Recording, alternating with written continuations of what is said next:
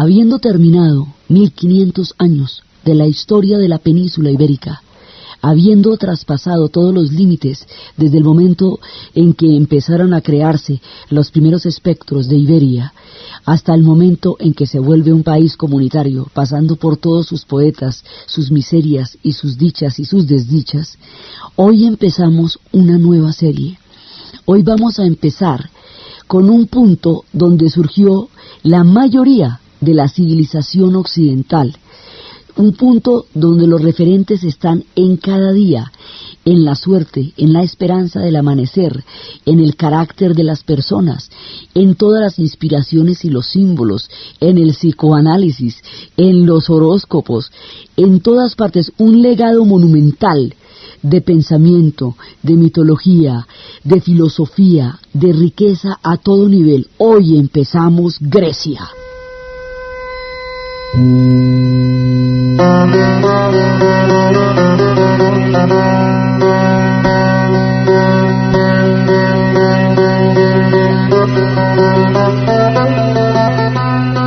Grecia es uno de los puntos más interesantes, apasionantes, ensoñadores, maravillosos, de generación de civilizaciones, de lo que conocemos hasta ahora, de lo que el mundo es mundo. Porque ellos desarrollaron una de las mitologías más ricas y más comprometedoras a nivel afectivo con lo que es la naturaleza humana. Porque ellos desarrollaron el pensamiento filosófico de Occidente, lo que en Occidente se llama como filosofía, la filosofía occidental. La misma palabra es griega, es amor a la sabiduría. Ellos desarrollaron la lógica, una parte, pues toda la lógica de Aristóteles. Ellos desarrollaron, entendían la redondez de la Tierra, la pudieron imaginar y la dedujeron a partir de la proyección de las sombras, de las columnas sobre las sombras al mediodía. Ellos dedujeron la existencia del subcontinente de Australia, simplemente por un problema de simetrías de la Tierra. Si la Tierra era redonda y tenía bloques de continentales al lado y lado, faltaba un bloque que sopesara ese pedazo que quedaba al sur del Pacífico. Y sería ya demasiado al sur y tendría que ser muy grande, y si fuera demasiado al sur sería ya muy austral, se llamaría Australia. Entonces ellos nombraron el mundo. Casi todas las cosas en el mundo y en los países tienen los nombres que los griegos les dieron. Ellos establecieron una síntesis de las culturas de la antigüedad y su propia cosecha. Y esa síntesis del pensamiento hindú, del pensamiento persa, del pensamiento de las grandes civilizaciones, y lo que ellos pensaron y elaboraron, es lo que se conoce como el pensamiento occidental, la filosofía que ellos emanaron. Ellos pensaron y pensaron, y se dedicaron fue a pensar y a preguntarse y a imaginar el mundo, y tuvieron ejes de civilización que estaban basadas en la riqueza del pensamiento, y eso nomás ya los hace chéveres. Entonces este pueblo desarrolló, era pequeño, digamos, en términos de extensión, era pequeño en términos de capacidad de imaginar el cosmos, era gigantesco. Entonces, ellos tienen recorridos mitológicos, tienen recorridos filosóficos, tienen recorridos históricos, tienen recorridos de todas partes. Son un conjunto de pueblos que se fueron mezclando unos con otros. Son una mezcla de aqueos, son una mezcla de óleos, son una mezcla de dorios y son una mezcla de jonios. Y esos 4 pueblos van a conformar lo que va a ser Grecia. Ningún pueblo sale de una sola cepa, todos los pueblos son mezclas y fusiones. Y ellos van a generar ese pensamiento. Pero alrededor de ellos hubo muchísimo misterio, porque la mayoría de las cosas estaban contadas en las leyendas. Y las leyendas no podían en un momento verificarse con una excavación que les diera soporte. Entonces, durante mucho tiempo, historias contenidas en la Ilíada y en la Odisea se creían parte de la tradición oral. En realidad, todo Occidente va a preservar el pensamiento griego, porque a través de Roma el pensamiento griego se va a preservar, y a través de Roma es donde va a surgir toda la parte de la civilización occidental. Pero todo el medioevo va a tomar este pensamiento desde el punto de vista cristiano. Pero la prueba de la existencia de muchas de las cosas de las que se hablaba, la vino a dar el hombre más divertido y loco que uno se pueda imaginar. Era un alemán. Este tipo, en el siglo XIX, le dio por una locura la cosa más impresionante. Se llamaba Enrique Schliemann. Este tipo, a los 8 años, escuchó los versos de la Ilíada y le dijeron que eso era una leyenda y que la ciudad que fue destruida en esa historia nunca existió. Y él dijo que sí y que la iba a encontrar. Y lo dijo a los 8 años. Entonces dijo que la iba a encontrar y empezó toda su vida con esa obsesión. Cuando era más grandecito y trabajaba en una tienda, le daban moneditas por recitar versos de la Ilíada. Luego creció y se convirtió en un gran y próspero hombre de negocios. Con los negocios, porque como dice Indro Molinari en nuestras historias que nos están contando, dice Schliemann estaba loco, pero era alemán, luego era un loco organizado. Entonces el tipo se pone a amasar una gran fortuna. Cuando tiene amasada una gran fortuna, digamos cuando ya tiene un capital, a los 46 años se retira. Él estuvo en muchas partes porque tenía un trabajo de vendedor que lo hacía ir a muchos lados. Entonces, a todos los lugares donde fue, se aprendió los idiomas. Los diarios estaban escritos en los idiomas en los que estaba cuando lo relataba. Cuando tenía 46 años, se dirigió a su esposa rusa y con toda seriedad le dijo: voy a descubrir Troya. Ella pidió el divorcio. Él inmediatamente se lo dio.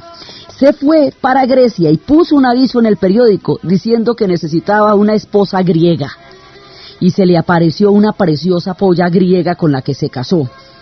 Y empezó a darse a la tarea de descubrir Troya. Se fue con los versos y empezó a relatar, a estudiar cada verso literalmente, cada punto de la batalla, cada punto de la destrucción, donde había colinas, donde había vientos, donde todo. Hasta que al cabo de un recorrido literal por cada uno de los versos de Homero, encontró un punto y dijo: aquí. Y ahí mandó excavar. Y encontraron 9 ciudades sumergidas, una bajo otra, entre las cuales estaba Troya. Esto corresponde al territorio que actualmente es Turquía. Ahí fue donde encontraron Troya. Entonces Troya sí existió. Y a partir de los descubrimientos de Schliemann y del mundo arqueológico del siglo XIX, todo el pasado de la antigüedad empieza a ser visible a nuestros ojos después de siglos de silencio. Esto está en la época en que los románticos quieren recuperar el espíritu griego perdido, en la época en que Lord Byron moriría defendiendo a Grecia en sus guerras de independencia contra Turquía, en la época en que los grandes excavadores empiezan a encontrar que sí existió un pasado. El siglo XIX trae el progreso y trae la remota antigüedad. Entonces empiezan a reconstruir la historia de Grecia y hay un chisme de que eso viene de un sitio mucho más atrás que Grecia misma. Y ese sitio, que es muy anterior a Grecia misma, ese sitio lo van a situar en una isla anterior, que es la isla de Creta. Entonces ahí en ese tiempo se hablaba de un rey que era el rey Minos. Y se dice que Minos había tenido varias mujeres, pero no podía tener hijos normales con ella. Le salían unos monstruos con un montón de patas espantosas, serpientes y alacranes. Solamente con Pasífae logró darle hijos normales. Entonces estaban Fedra y estaba Ariadna.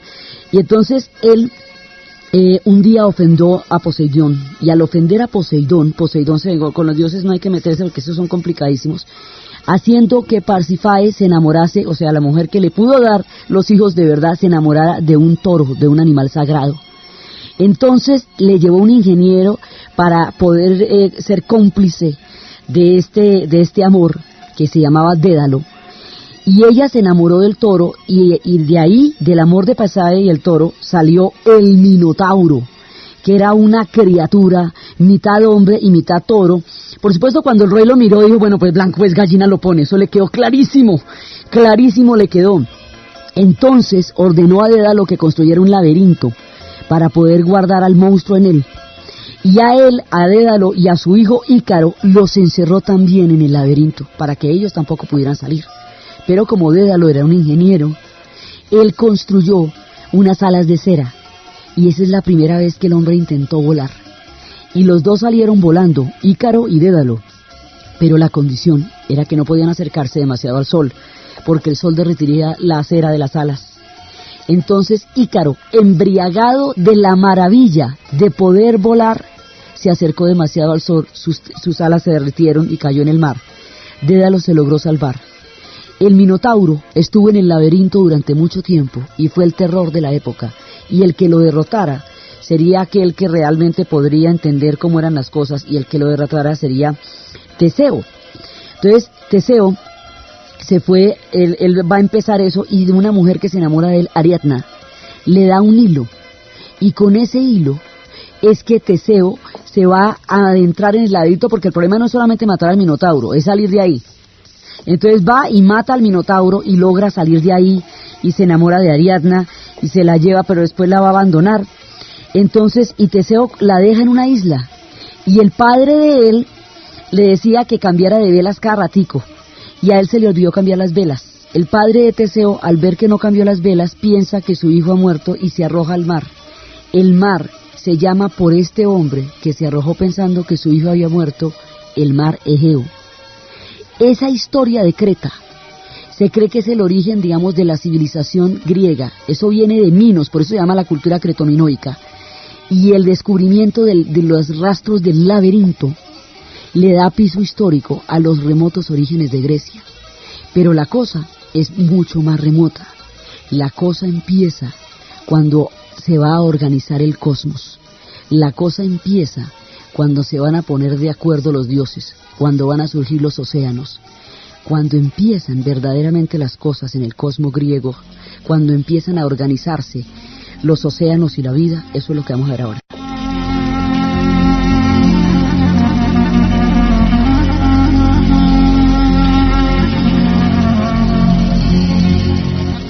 En el principio era el caos, por supuesto, como en el principio de todos los comienzos. Y luego se fue formando Gaia la madre tierra. Gaia, la madre tierra, se desdobló y se va a encontrar con Uranos, y se van a enamorar y van a crear el día y la noche. Uranos estaba apasionadamente enamorado de Gaia y temía que su amor se fuera a ver perturbado por los hijos que empezaron a tener cuando la tierra se fue haciendo fértil. Entonces Uranos, para que nada distrajera la atención de Gaia, Gaia es la madre tierra, de Gea también se le dice, lo que hizo fue empezar a devorar, empezó a esconder y a devorar a los hijos, empezó a matarlos para que ella no tuviera ninguna distracción y solo pudiera estar pendiente de su amor. Ella, a quien él había visto en un desdoblamiento de ella misma, que había generado su propio amor a través de Uranos. Entonces empezó a ocultar los hijos, empezó a matarlos, a devorarlos, a ocultarlos. Y uno de ellos se rebeló contra Uranos y cogió una hoz, y con la hoz castró a Uranos, y los genitales de la castración los lanzó al mar, y de la mezcla entre la espuma del mar y el esperma de los genitales nació Afrodita, la diosa del amor, y de la sangre nacieron las erinias, criaturas vengativas. Entonces Cronos empezó a tener hijos con Rea Silvia, y empezó a tener hijos, y claro, como el que las usa las imagina, el tipo, todo conspirador es paranoico, por definición. Entonces, claro, el tipo está esperando a que le hagan la misma a él, y empieza a repetir el ciclo. Entonces empieza a esconder los hijos, a devorar los hijos, para que Rea Silvia esté solamente con él. Reproduce exactamente el mismo tipo de absorción que hacía Uranos con Gaia. Entonces, un día, Rea Silvia vivía descorazonada porque le daba a sus hijos y él los devoraba. Entonces un día lo engañó y le dio una piedra envuelta en unos pañales, y él la devoró y escondió a uno de sus hijos para poderlo salvar de la voracidad de Cronos. Entonces, ese hijo al que escondió sería el que encabezaría la rebelión contra Cronos. Y ese hijo se llamaría Zeus. Entonces, Zeus lo que va a hacer es que él va a levantarse contra Cronos, como Cronos lo hizo contra Uranos. Pero para evitar que el ciclo de repetición de este asesinato del padre se diera, sacó a todos los hijos que estaban al interior de la voracidad de Cronos, y con ellos hizo un pacto. Ese pacto hizo que todos gobernarían juntos un territorio que se llamaría el Olimpo. Sacó a todos aquellos que estaban allí, y con ellos hizo el Olimpo, y con ellos hicieron los dioses. Entonces, claro, él es el propio, porque fue el que salvó a todo el mundo y el que fundó el Olimpo. Y van saliendo todos los dioses. Entonces todos se van formando unos de otros, va a salir de su cabeza Palas Atenea, la diosa de la sabiduría. Estos dioses después van a ser tomados por los romanos. Entonces tienen nombres griegos y tienen nombres romanos, se conocen por uno u otro. Entonces el nombre griego es Zeus, el nombre romano es Júpiter. El nombre de la diosa del amor es Afrodita, el griego. El nombre romano es Venus. El nombre griego de la diosa de la sabiduría es Palas Atenea. El nombre romano Minerva. Y así cada uno de ellos. Entonces la manera en que van a organizar las cosas, porque hubo un periodo previo antes del Olimpo en que mandaban los titanes. En el tiempo de Cronos mandaban los titanes. Y esos titanes habían creado un mundo. Entonces va a haber una gran guerra de los dioses del Olimpo contra los titanes. Y los titanes van a ser derrotados. Y el Olimpo prevalecerá de ahí en adelante después de la destrucción del mundo de los titanes. Los titanes son los grandes gigantes, son los cíclopes, los de un solo ojo, son los grandes monstruos que en esa época habitaban. Ellos van a ser derrotados por los dioses del Olimpo y los dioses del Olimpo van a gobernar. Entonces el pacto asegura que no haya conspiraciones, porque es un tratado en el cual ellos van a vivir en el Olimpo. Y así empiezan las historias de Zeus. Cronos va a quedar desactivado porque el pacto, digamos, como Cronos es uno de los titanes, ellos van a quedar derrotados todos y el cosmos prevalecerá. Entonces, en ese momento Zeus se reparte el cosmos. Se lo va a repartir con Poseidón, que va a tener los océanos. Se lo va a repartir con Hades, que va a tener el inframundo, el infierno. Y la otra parte, que es el cosmos, le va a tocar a Zeus mismo.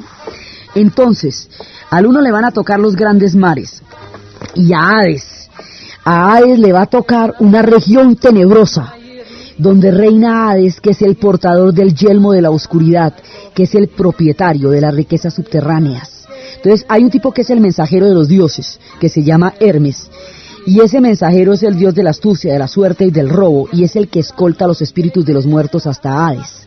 Entonces, para entrar hay que cruzar un río. Hades tiene un montón de ríos. Hay que cruzar el río Aqueronte.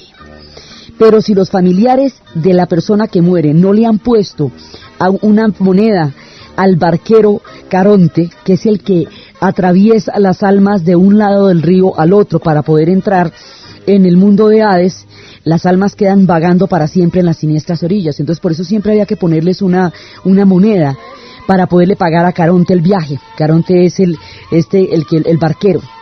Entonces empiezan a recorrer las oscuras cavernas que hay después del río. Y los viajeros se van a someter a un montón de pruebas. Primero tienen que beber el agua del río Lete, que les hace olvidar sus vidas en la tierra. Después se tienen que enfrentar a Cerbero, que es el perro de 3 cabezas, cuyas bocas resuman un negro veneno. Si no llevan tortas para aplacarle, tendrán que pasar la eternidad al lado de ese monstruo. Todas estas referencias se van a ver una y otra vez en todas las demás historias. Después tienen que pasar los 3 terribles jueces de los muertos, que son los que van a decidir su destino, que son los que van a ver si cometieron crímenes o no, y son los que van a ver para dónde van. Entonces ellos tienen unas hijas aladas de la noche. Después de todos los pecadores son arrojados a los ríos del infortunio, de las lamentaciones y de las llamas. Y los espíritus buenos siguen y van a llegar a otras llanuras. Y después de que lleguen a estas llanuras, van a encontrarse finalmente el sitio más hermoso, que son los Campos Elíseos. Pero en el viaje van a atravesar el río del olvido, pues primero el río de las lamentaciones, el río de las rabias, el río de la oscuridad y finalmente el río del olvido. Primero van a pasar por los remordimientos, van a pasar por las lamentaciones, van a pasar por las negaciones, y cuando ya se hayan desprendido de todos esos lugares y de todos esos ríos del inframundo, finalmente van a llegar al río del olvido, y el río del olvido es el que les va a permitir olvidar las vidas pasadas y seguir su camino por el Hades. Entonces ese es el inframundo, el de Hades.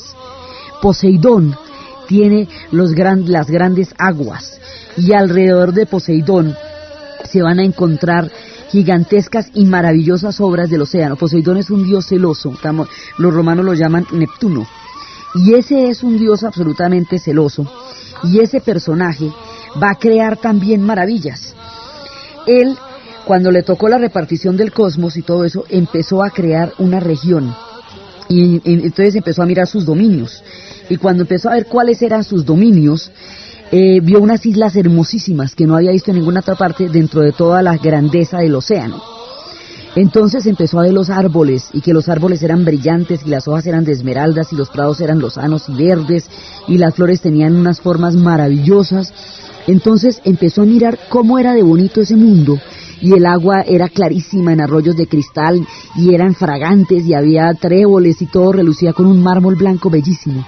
Entonces empezó a mirar y a mirar, y de pronto, en la alta colina, en la parte más alta de la colina que cubría la ladera, descubrió que habitaba una mujer, la más divina del mundo,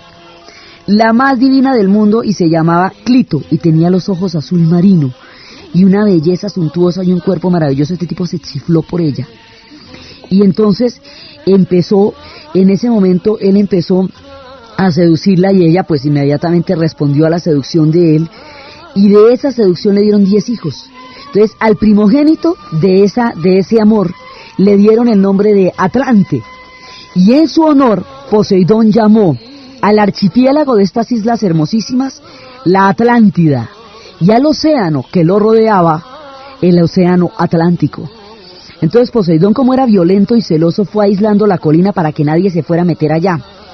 Entonces, cuando los hijos se hicieron mayores, los hizo a todos reyes, y los atlantes eran vigorosos, eran inteligentes, eran hábiles en el arte, en la tecnología, eran industriosos, mejor dicho, eran la maravilla, y la mayoría de las razas europeas, los celtas, hermanos, todos se reivindican como descendientes de esta gran raza de atlantes.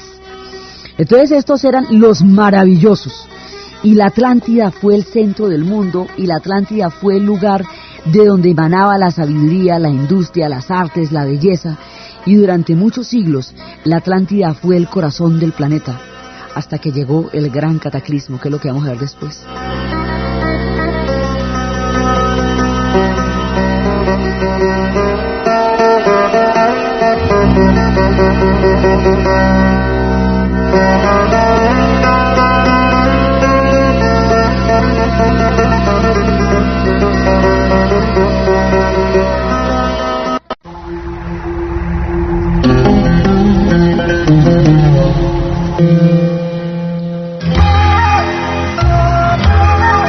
La Atlántida se convirtió en un generador de toda clase de sabiduría. Tenían fiestas cada 5 años cuando Poseidón inauguraba los quinquenios. Empezaron a desarrollar científicos y tecnócratas, pero los atlántides no eran egoístas con el conocimiento, entonces no tenían problema en contarle a todo el mundo, y eran muy habilidosos, y actuaban como misioneros industriales, y defendían los conocimientos, y enseñaron todas las cosas maravillosas de la antigüedad, y le enseñaron cosas inclusive, claro, los griegos son un poquito, ellos son los héroes de todos sus relatos, entonces dicen que les enseñaron a los egipcios y a los mayas a construir pirámides. Eso que le enseñaron a todo el mundo, mejor dicho, la moda de andar a pie, y eso allá salió todo. Entonces cuentan que ahí había de todo, que había grandes edificios, que eran astrónomos, que eran metalúrgicos, que eran médicos, que ellos descubrieron el magnetismo, las ciencias y las artes, que inventaron la lectura y la escritura, las matemáticas, la agricultura, la arquitectura. Todo concepto de civilización humana lo inventaron ellos. Entonces, las fuerzas místicas que hacen funcionar el cosmos, los límites que habían logrado dominar. Entonces, durante mucho tiempo ellos tuvieron esa actitud de magnanimidad con su conocimiento y con su gran nivel de civilización. De pronto les dio por empezar a conquistar, porque llegaron a tener mucha prosperidad y mucha paz durante mucho tiempo que estaban basados en el conocimiento. Dicen que hace 2000 años el parlamento de los 10 reyes, los hijos de Clito y Poseidón, empezó a cambiar de actitud hacia el mundo exterior. Entonces, en las conferencias quinquenales ya no les bastaba simplemente con difundir la hermosa civilización que tenían, sino que les dio por empezar a someter a los otros y a volverlos súbditos y a hacer invasiones. Y esa actitud invasiva, esa actitud de montársela a los otros pueblos que no habían tenido antes, va a hacer que ellos, se volvieron ambiciosos, emprendieron la conquista del mundo. Eso, llegaron hasta América Central, llegaron a Suramérica, se enfrentaron a los incas, mayas y aztecas. Entonces dice que en esas campañas de conquista del mundo, un día por ahí hacia el año 9500, una gran flota invasora de atenienses se enfrentó a ellos. Entonces ellos llegaron a Atenas y se enfrentaban con los atenienses, y se enfrentaron, y los ejércitos se trenzaron en una guerra tan terrible, que cuando la flota se disponía, la de los atlantes, se disponía a zarpar, porque sentían que tenían que huir de ahí, ya en ese momento la batalla era demasiado fuerte. El cielo se empezó a teñir de un color como de sangre seca, y una masa de nubes negras se levantó como con un espantoso ruido, como no se había oído jamás. Y entonces en el mar se elevaron olas gigantescas que se tragaron a toda la flota de los atlantes que estaban huyendo después de la fallida invasión a Atenas, como si fueran un barquito de papel, y el mundo entero se estremeció en terremotos, y los océanos oscilaron de costas a costas. Empezaron a bailar el mundo, pues de una manera, como a moverlo como si fuera de plastilina. Hubo días interminables en que parecía que el cosmos se hiciera pedazos, y del cielo cayó un diluvio, y las montañas se abrieron, y los océanos continuaron las grandes olas, y hasta que poco a poco se fue calmando todo, pero casi desapareció todo. Entonces, en esos cataclismos, en ese momento, desapareció toda la Atlántida, y quedó cubierta por el océano Atlántico. Entonces, desde entonces, todo el mundo se pregunta, ¿dónde queda? Entonces, hay toda clase de debates sobre las razones por las cuales quedó aniquilada la Atlántida. Unos dicen que Poseidón se indignó por la victoria de los atenienses y castigó a su pueblo con la destrucción total. Otros dicen que uno de los científicos de Atlante había descubierto los secretos prohibidos del cosmos y había liberado fuerzas capaces de destruir a la humanidad entera.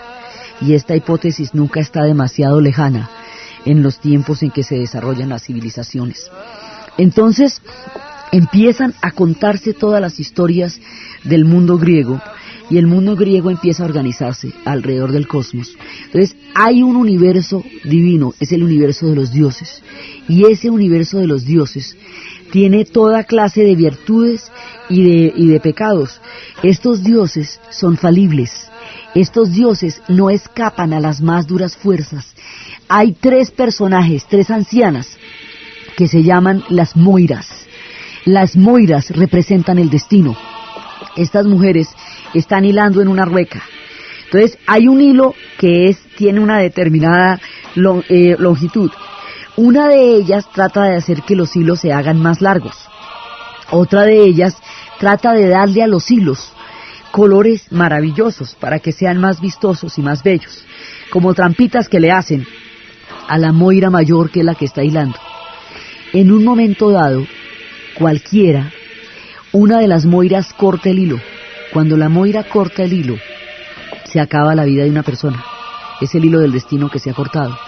Ese hilo lo pueden hacer más largo o más corto, más colorido o más pálido, pero en todo caso, ese hilo tiene fin. Y las tijeras que cortan el hilo del destino determinan el final de la vida de las personas, pero también los dioses.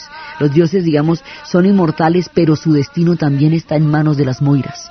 Entonces los dioses empiezan a poblar el Olimpo y empiezan a dar toda clase de testimonios de su paso sobre la tierra y de su paso sobre el Olimpo, y empiezan a relacionarse con el mundo de los mortales, y esta relación es la esencia del pensamiento, de la relación de los griegos con el mundo.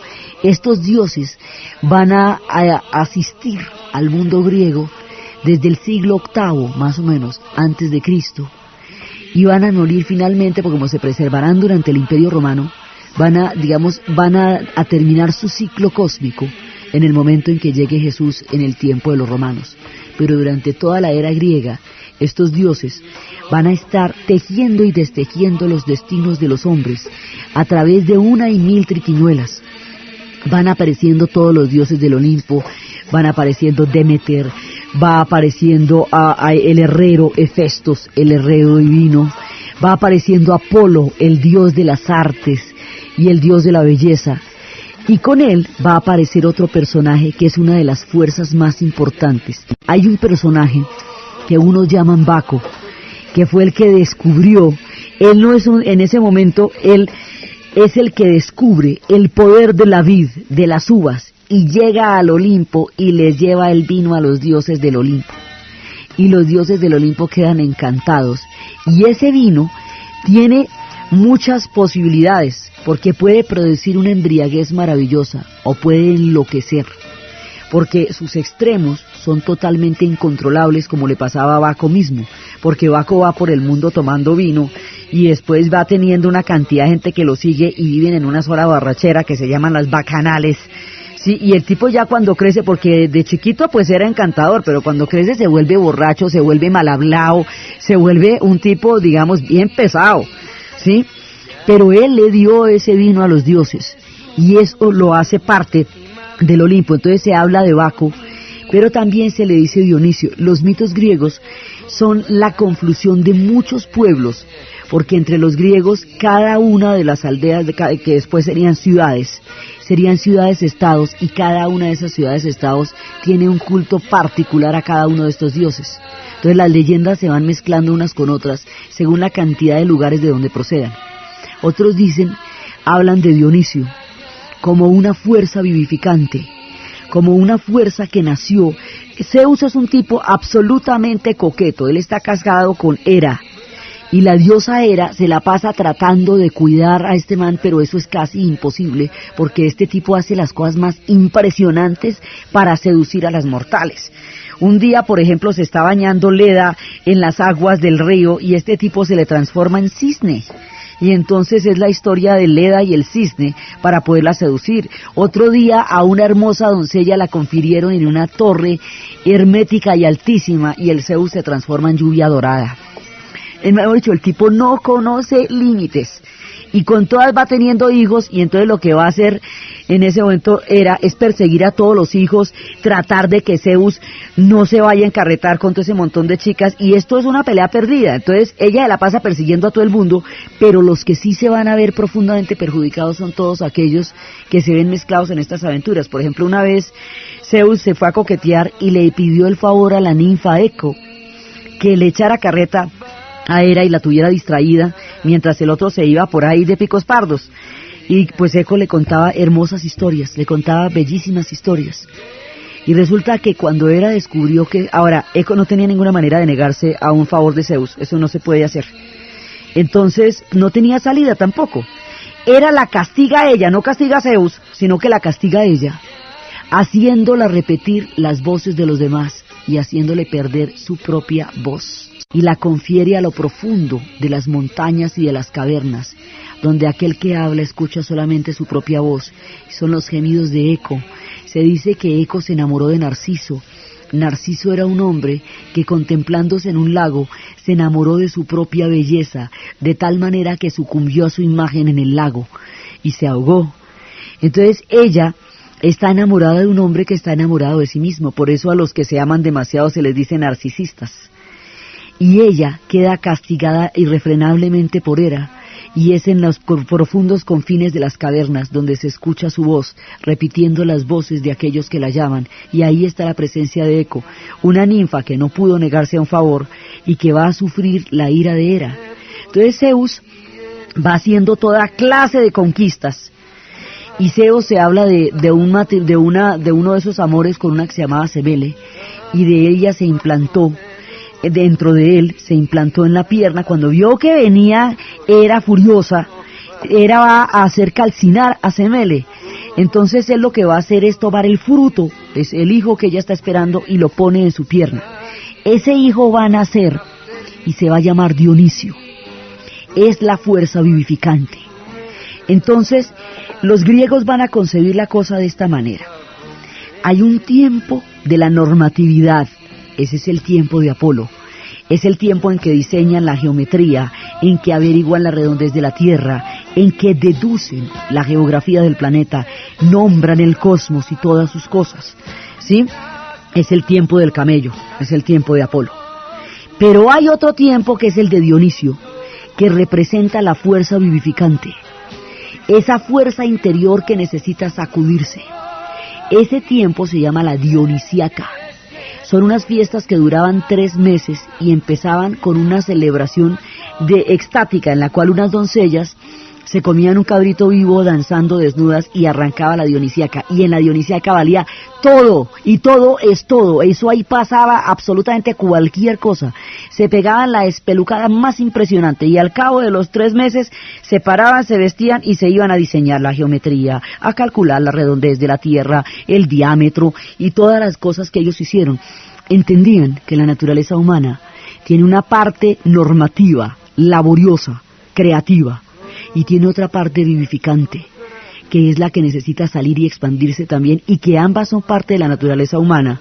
Si solo se es apolíneo, la fuerza interior, al no poder salir, enloquece, y si solo se es dionisiaco, la fuerza, sin ninguna normatividad, es destructiva. Entonces resulta que Dionisio es un dios celoso. Dionisio posee a la gente.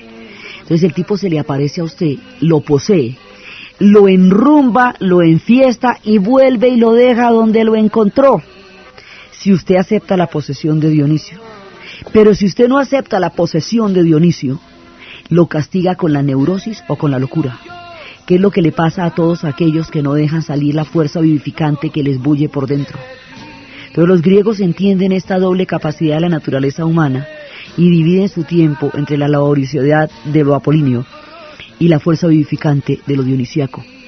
Y de estos personajes de Dionisio debajo también hay otro personaje al que se le encargaron las cosas más importantes del cosmos y era un peladito. Ese personaje con flechas es el que va a determinar una de las fuerzas más bravas de todas, que es el amor. Ese personaje es Cupido. Y donde quiera que él esté, siempre está Afrodita, porque Afrodita es la que auspicia todas estas aventuras de Cupido, las cosas que él hace, la capacidad de desorden que puede generar y la naturaleza ambigua de su propio carácter es lo que vamos a ver después.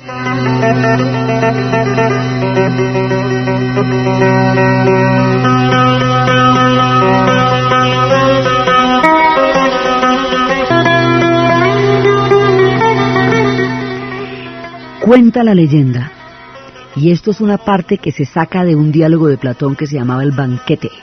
Cuando están en el banquete están hablando de qué es el amor. Y en un momento dado, Sócrates dice, preguntémosle a Diotima, una mujer anciana y muy experimentada, que por hallarse más allá del bien y del mal, tiene secretos que todos los que no están en ese punto no conocen. Diotima se sienta en el banquete y empieza a hablar.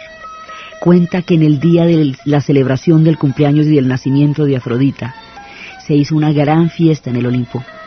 Había una parranda absolutamente fantástica. En esa parranda, Poros, el recurso, se emborrachó y quedó, pues ya había conocido a Baco y todas esas cosas.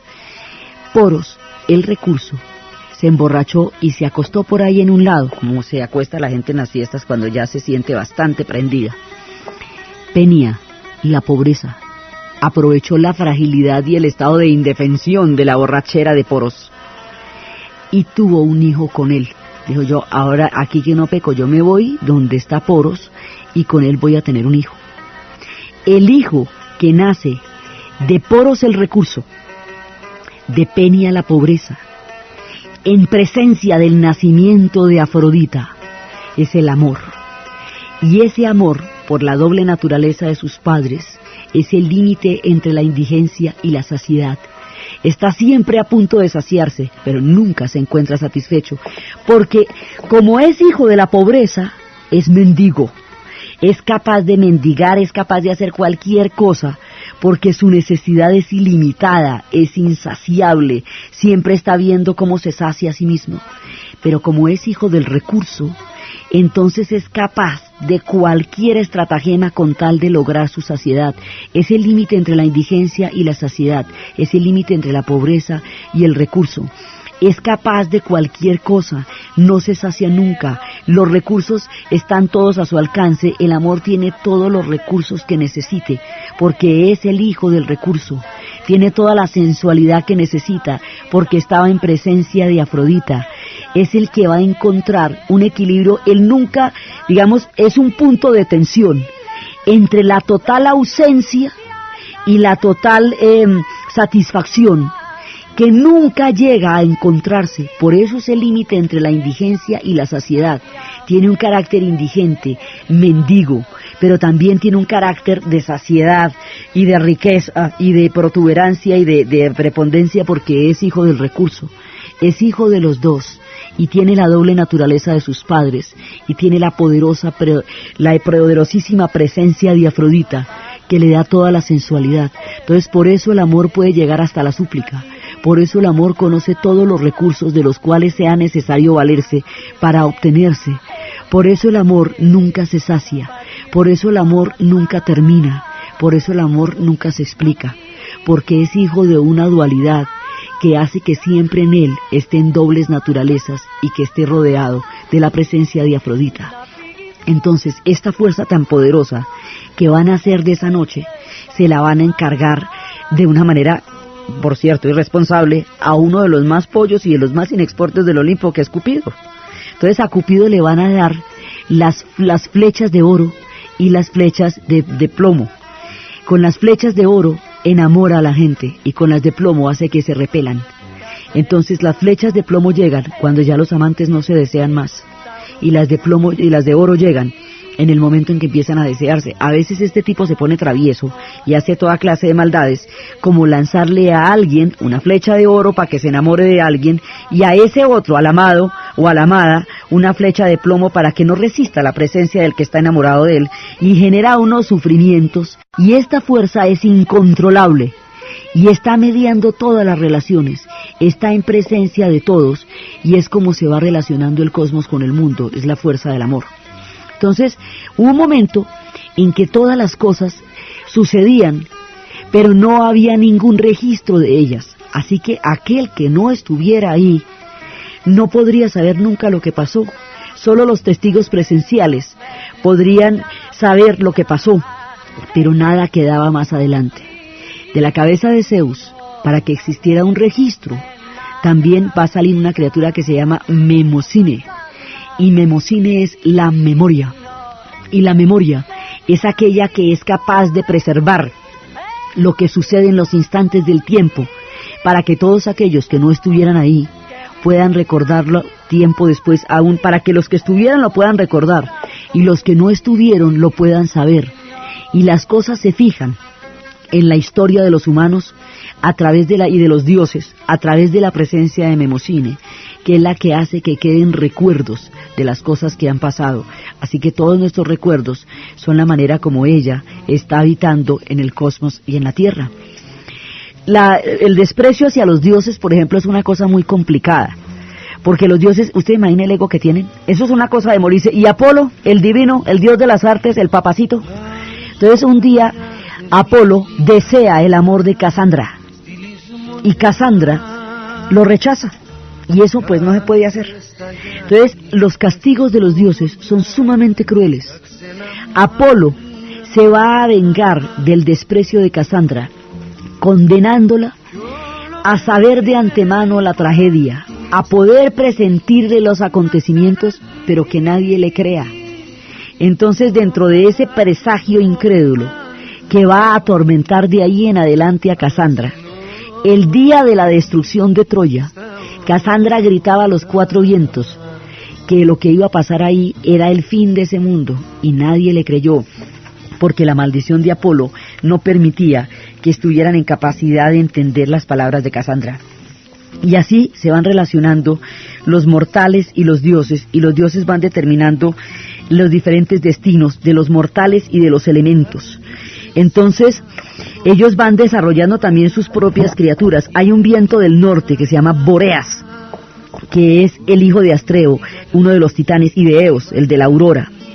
Estos fueron los padres de todos los vientos. Entonces los hermanos de Boreas son Euro, son Noto y son Céfiro, los vientos del este, los vientos del sur y los vientos del oeste. Y todos los demás vientos son hijos de los 4 hermanos. Entonces Boreas y Céfiro viven en las cavernas de las montañas del norte de Grecia y salen cuando se cansan de sus cosas y salen un momentico, pero su fuerza es muy grande. Entonces Boreas, como casi todos los dioses, está todo el tiempo coqueteando, porque estos dioses son tremendamente coquetos. Entonces el tipo empieza, sale a buscar chicas y sale a buscar chicos y se va a enamorar de unas yeguas jóvenes y se va a transformar en caballos y van a empezar a nacer las brisas a partir de sus amores, de los pies ligeros en los trigales y van a ondular en las superficies de agua. Y él es el de los vientos maravillosos, pero también tiene un doble carácter y puede soplar los vientos helados. Entonces todos estos vientos finalmente los van a meter en un talego. Sí, el hermano de Boreas, el viento del oeste, metió todos estos vientos en un talego y se lo dio a Ulises, cuando Ulises va a emprender su travesía. Y le dijo que no los fuera a sacar bajo ningún motivo.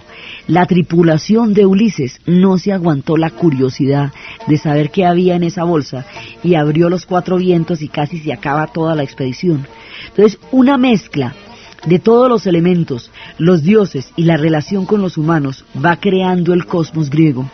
Y ellos se van relacionando con el mundo así, a través de las virtudes y a través de los defectos de estos personajes que son tan humanos, tan cercanos, tan supremamente cercanos a la vida cotidiana de los griegos, que la interacción entre ellos y los hombres es una situación permanente dentro de todos estos espectros. Entonces, muchas otras cosas van a pasar en el Olimpo. Habrá grandes guerras, como la Ilíada y la destrucción de Troya. Habrá grandes viajes, como la Odisea y todo lo que va a hacer Ulises. Habrá grandes navegantes, como Argón, el viaje de los argonautas y la búsqueda del vellocino de oro. Habrá personajes que traerán la música, como Orfeo y su trágico amor por Eurídice. Habrá manzanas de la discordia que creen gravísimos problemas entre la vanidad y las bellezas de las diosas. Muchas otras cosas pasarán en el mundo griego, donde hay centauros, donde hay ninfas, donde hay toda clase de criaturas, en el inmenso y vasto universo del Olimpo. Pero todas estas cosas habremos de continuarlas viendo en el siguiente programa. Entonces, desde la repartición del cosmos, desde la derrota total de los titanes, desde la inmensa sabiduría proveniente de la Atlántida, desde el amor de Gaia que se desdobla y crea todas las criaturas de la tierra, desde el pacto de Zeus que sella la existencia del Olimpo, en la narración de Ana Uribe y en la asistencia técnica César Moreno. Y para ustedes, feliz domingo.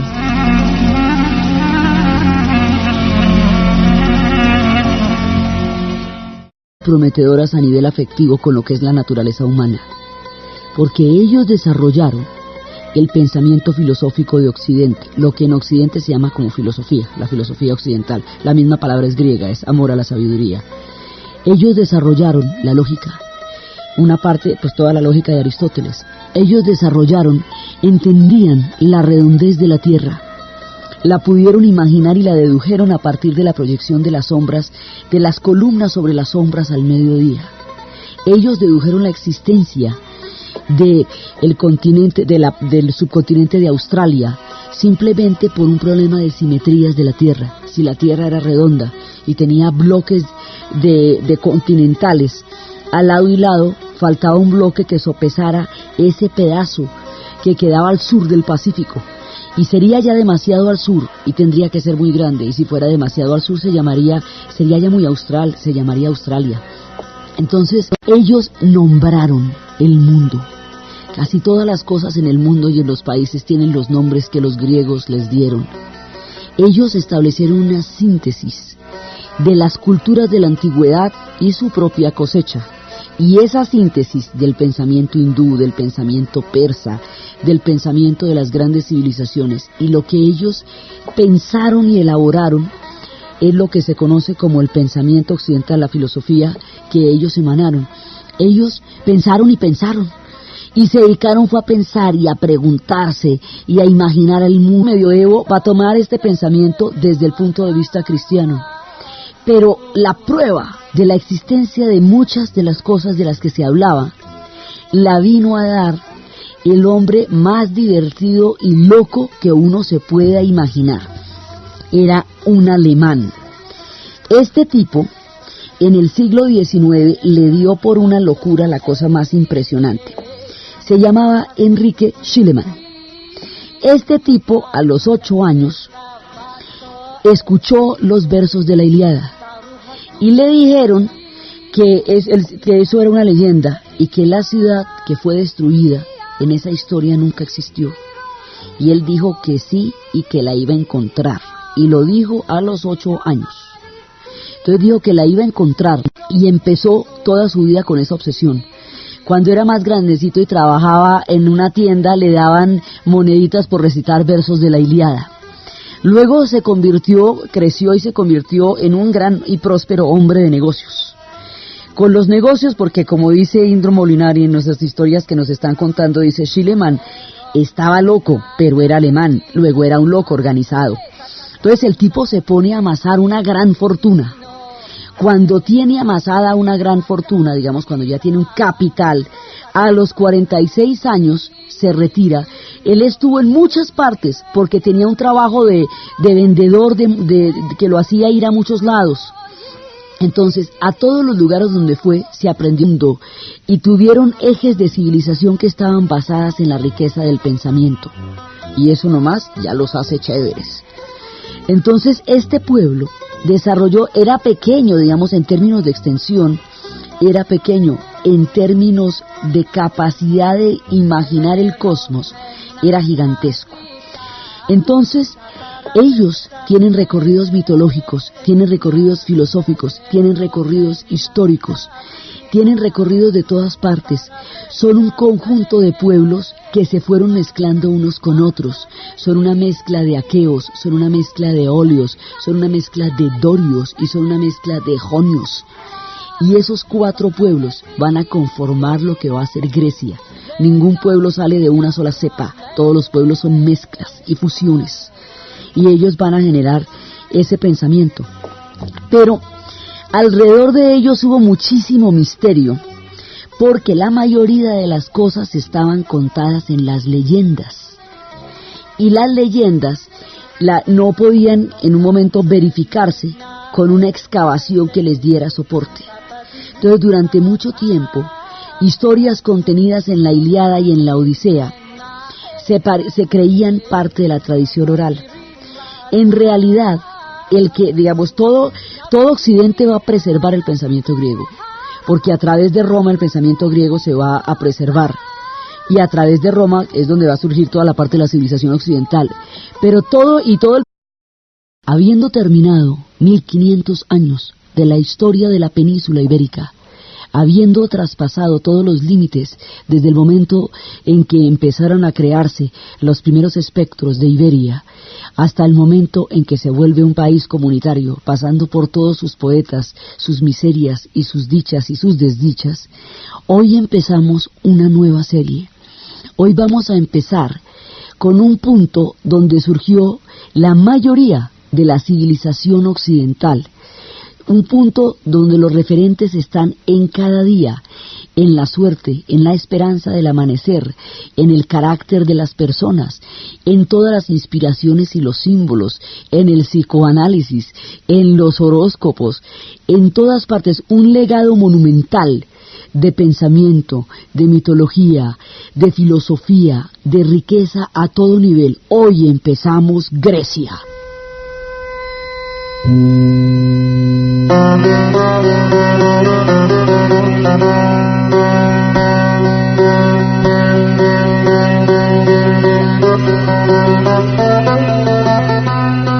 Grecia es uno de los puntos más interesantes, apasionantes, ensoñadores, maravillosos, de generación de civilizaciones, de lo que conocemos hasta ahora, de lo que el mundo es mundo.